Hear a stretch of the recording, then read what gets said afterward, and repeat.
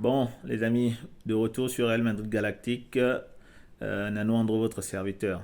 Voilà, match nul, c'est pas le résultat qu'on attendait, mais c'est le résultat qu'on a. Donc on a eu deux équipes qui se sont neutralisées, malheureusement. Voilà, j'aurais aimé qu'on gagne ce match-là, on avait la place pour gagner ce match-là.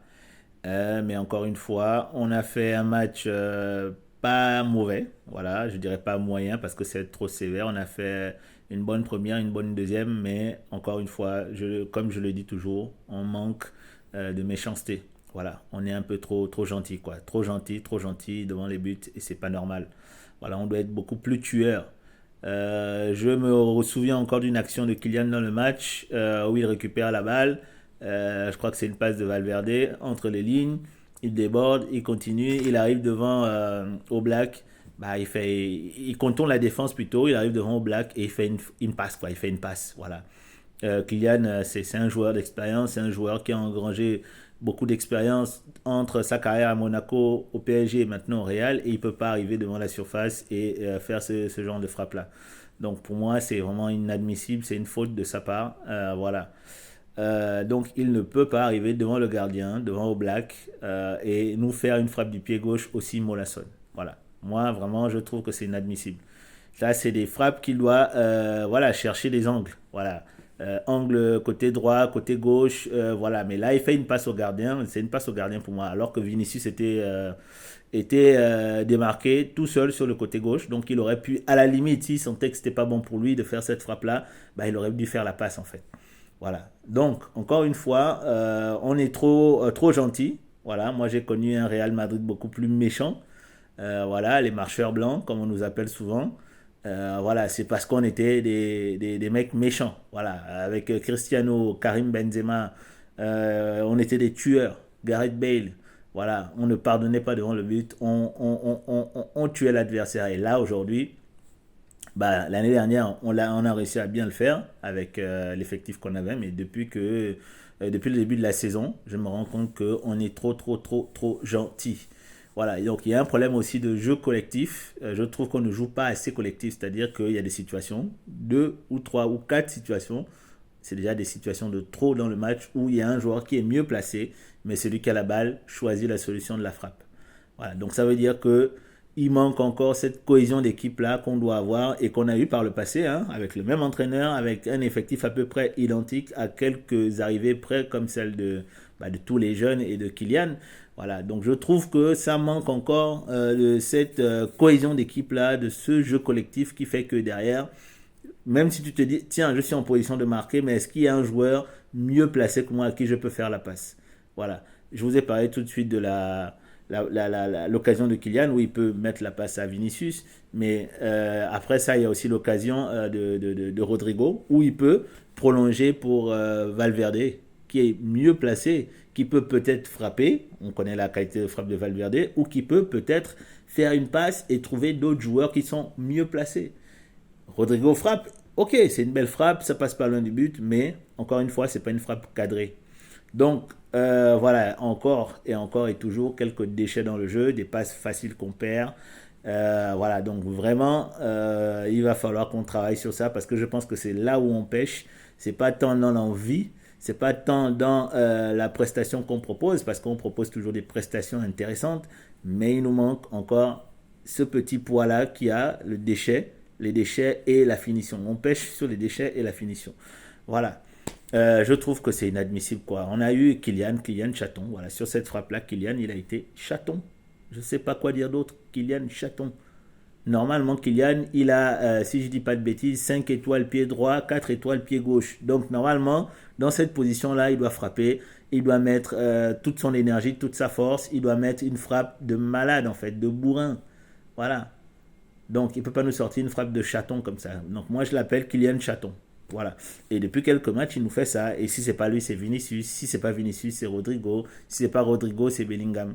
Donc, je trouve que voilà, il faut vraiment qu'on résolve ce problème-là. On a deux problèmes, à mon sens. Problème de finition et problème de cohésion d'équipe. Donc, déchets dans les passes.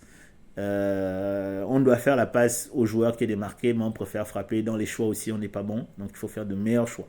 Voilà. Alors, effectivement, collectivement, en tout cas collectivement sur les phases d'attaque, hein, j'entends, parce que au niveau de la défense et du milieu de terrain, ça va comparé au match précédent. On s'est un tout petit peu amélioré, voilà, en défense. Mention spéciale d'ailleurs à Fran Garcia, à Chouameni et à notre ami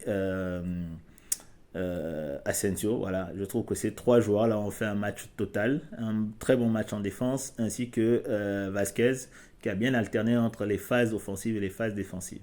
Voilà, vraiment, Garcia, il a une vitesse, il a un coffre aussi de faire les allers et retours comme ça. Voilà, donc vraiment, ce petit-là, il faut qu'il joue encore plus, malheureusement pour Mendy. Mais je me rends compte, je comprends pourquoi Ancelotti le met de plus en plus sur le terrain. C'est parce que finalement, dans ce type de match-là, où il nous faut une petite mobilette, mais une mobilette pas totalement bête, une mobilette intelligente comme lui, qui sait monter, qui sait attaquer, mais qui sait aussi revenir et défendre. Je trouve que voilà, c'est vraiment exceptionnel ce qu'il a fait ce soir.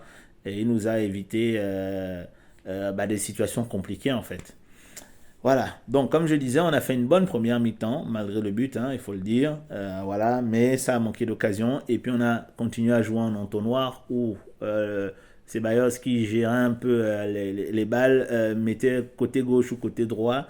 Et puis ça revenait au milieu vers lui, côté gauche, côté droit. Donc on n'a pas vraiment eu de situation de frappe intéressante. Et puis en début de deuxième mi-temps, on a bien vu l'égalisation, notamment débordement, centre, et voilà, hein. Donc je pense qu'on aurait dû jouer comme ça un peu plus, déborder, centrer, plutôt que de revenir encore dans l'axe. Et ça fait déjà quelques matchs où on joue comme ça. Alors je ne sais pas si c'est une consigne du coach, donc je pense que ça doit être une consigne du coach, qui demande sûrement de jouer comme ça et de patienter et d'attendre le bon moment pour pouvoir finir comme il faut. Mais je trouve que contre des blocs bas, c'est quand même compliqué. Voilà, il faut balancer les ballons dans la surface. Alors effectivement, Kylian, c'est pas un joueur de tête. Bellingham, c'est pas un joueur de tête aussi, de base. Vinicius, pareil. Rodrigo, pareil. Mais à un moment, je veux dire que si la balle se retrouve dans la bonne zone, dans la surface adverse, ça multiplie notre possibilité, notre possibilité de marquer. Ça multiplie notre possibilité d'avoir des occasions franches et pertinentes. Voilà, donc je pense qu'il faut balancer le ballon dans la boîte et puis après on a de la qualité suffisante, soit pour un amorti, poitrine, une frappe, etc. Peut-être pourquoi pas un jeu de la tête, hein, c'est comme ça qu'on s'améliore. Donc voilà, donc il faut vraiment qu'on fasse ça. Alors, voilà, donc un match nul qui n'arrange personne, hein, les amis. Moi, je dois vous dire que ça n'arrange personne, même si au classement, ça fait un point d'écart avec toujours l'Atlético et 5 points sur le Barça. Mais ça n'arrange vraiment personne. Voilà, donc mon top pour moi pour ce match-là, Fran, Aurélien, Asensio, Vasquez, Ceballos, je trouve que Ceballos au milieu de terrain a fait un très bon match. Valverde aussi, en tant que milieu de terrain, a fait un très bon match. Voilà, et Rodrigo et Bellingham aussi. Bellingham, surtout sur les phases défensives, il a beaucoup aidé. D'ailleurs, c'est vraiment impressionnant le travail que ce joueur fait entre ses phases offensives et les phases défensives. Voilà. Par contre, effectivement, je trouve quand même qu'il y a encore une petite déconnexion entre le milieu et l'attaque. C'est-à-dire que Bellingham, comme il monte beaucoup, et qu'on se retrouve à 4 à attaquer, donc nos 3 attaquants en plus lui, de temps en temps sur certaines transitions, il y a quand même un peu de déconnexion entre le milieu et l'attaque. Voilà, et comme on sait que sur les phases défensives, Vinicius, Kylian surtout, ne reviennent pas toujours sur toutes les phases défensives, donc ça crée encore plus cette déconnexion-là qui fait que ça nous met encore un peu plus en danger. Donc il faudrait que eux ils pensent à revenir défendre comme Valverde le fait, comme Bellingham le fait et comme Rodrigo le fait parce que lui aussi il joue le jeu d'attaquer mais aussi de défendre comme Bellingham.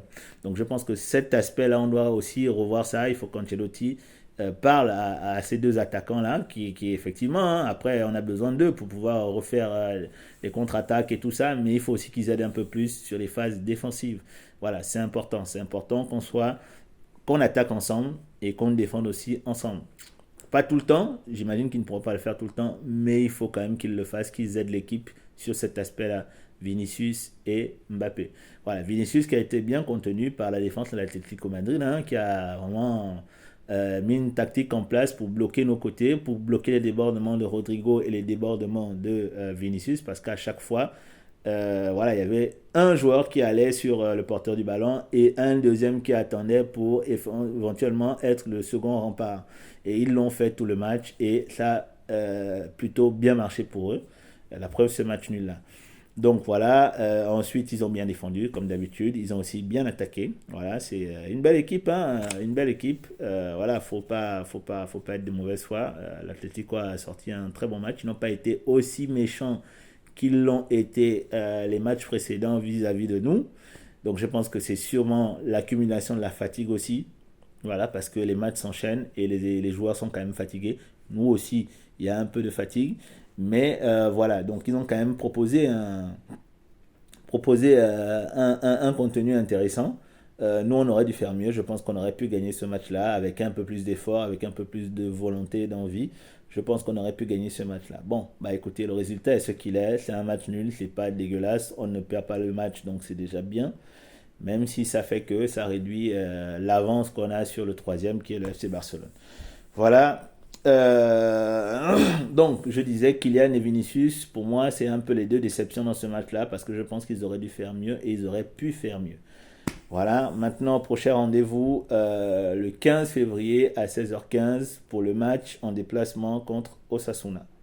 Voilà, un match qu'il faudra gagner. Voilà, c'est une équipe qu'on connaît bien. C'est une équipe qu'on a souvent battue. Voilà, c'est une équipe difficile aussi, mais il faudra qu'on gagne ce match-là. Donc, je vous donne donc rendez-vous le 15 dans la journée pour l'avant-match de cet événement-là. Alors, je ne sais pas quel jour c'est le 15, mais voilà, si le 15 c'est un jour de semaine, je ferai peut-être l'avant-match la veille, ou sinon, si c'est un jour de week-end, je ferai l'avant-match exactement le jour même, quelques heures avant ce match. Donc voilà les amis, match nul entre le Real Madrid et l'Atlético. Et puis voilà, bonne soirée à tous. C'était votre serviteur Nano Andro pour Real Madrid Galactique. À la Madrid et on continue la course vers le titre. Ce n'est pas fini, ce ne sera pas facile, mais on va y arriver, je vous le promets.